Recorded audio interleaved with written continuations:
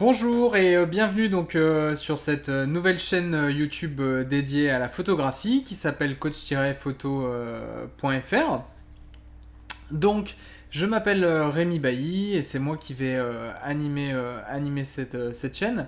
Le but de cette chaîne en fait c'est tout simplement d'apprendre soit aux débutants, soit aux personnes un petit peu plus averties, les différentes bases et les différents trucs et astuces nécessaires afin de devenir un bon photographe.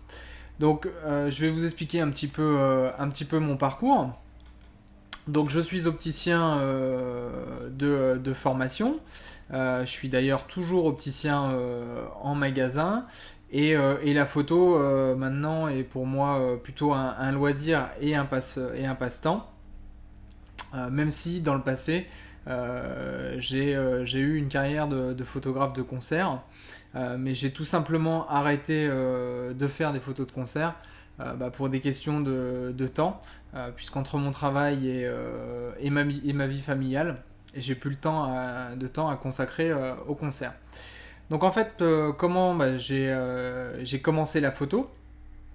Donc lors du décès en fait de mon grand-père en fait faisait énormément de photographies argentiques et vraiment le symbole même de mon grand-père c'était son appareil photo. Donc j'ai demandé donc aux différents membres de la famille au moment de son décès si je pouvais récupérer son appareil photo argentique. Donc j'ai récupéré son Olympus OM1 si certains connaissent avec tout un tas d'objectifs. Et pendant quelques mois, je les ai laissés traîner sur mon armoire en souvenir. Puis un jour, je me suis dit, bah non, t'as quand même cet appareil photo argentique, ce serait quand même bien que tu puisses faire de la photo et également continuer un petit peu ce qu'il a commencé au niveau de la photographie. Donc du coup, j'ai commencé à faire de la photo en argentique. Ça a été une catastrophe parce qu'en argentique, vous faites une photo floue, mais seulement vous vous apercevez du résultat final une semaine voire 15 jours plus tard, donc impossible d'apprendre de ces erreurs, du moins c'était très compliqué en autodidacte. Donc du coup j'ai acheté un Canon 500D à l'époque pour me faire la main en photo numérique. Et puis la même année, durant l'été, je suis parti au Sziget Festival, donc c'est l'un des plus grands festivals européens à Budapest. Je suis parti en vacances au Sziget avec des copains et j'ai rencontré donc un ami qui lui faisait déjà de la photo de concert et qui m'a initié à la photo de concert.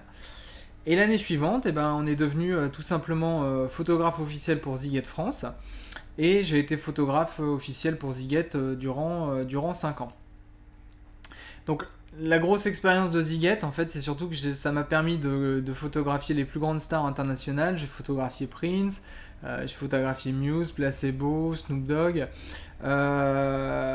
Et c'est surtout, j'ai pu apprendre aussi au contact des meilleurs photographes européens, puisque vous aviez les photographes de Rolling Stone Italie avec qui on a vraiment sympathisé et on se retrouvait chaque année sur le Sziget. Vous avez également une photographe italienne, Annalisa Russo, qui m'a beaucoup appris de choses en photographie.